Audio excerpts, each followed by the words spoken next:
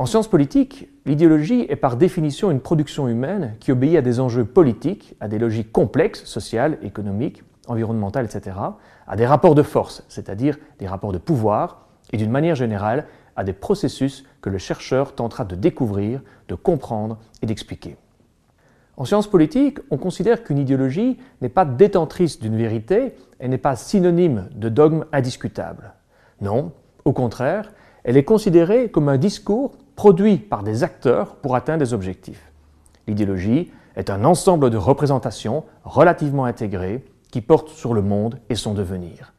L'idéologie est à la fois une vision totale du monde, elle a réponse à tout, une orientation pour l'action, elle nous dit ce qu'il faut faire, comment nous comporter, un moyen de se forger une identité. Grâce à l'idéologie, on sait qui nous sommes et quel est le sens de notre vie. Et donc au final, l'idéologie est un enjeu de pouvoir au sens où l'idéologie entretient avec le pouvoir un lien ambigu. Certains considèrent que c'est la grandeur d'une idéologie qui poussera des hommes et des femmes à conquérir le pouvoir pour faire de la politique, pour gérer la cité, grâce à des valeurs, des idées, et donc un système de pensée, bref une idéologie. D'autres par contre considèrent que l'idéologie est avant tout un discours qui sert à justifier son action et donc à justifier le pouvoir.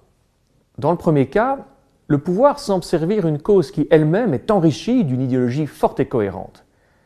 Alors que dans le deuxième cas, une bonne cause, une cause supérieure, est mobilisée uniquement pour obtenir du pouvoir, accumuler du pouvoir et partant exercer son pouvoir sur une population.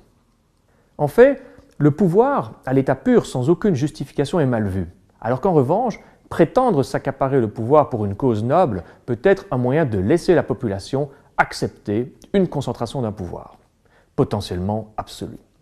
Rappelez-vous le module consacré au totalitarisme.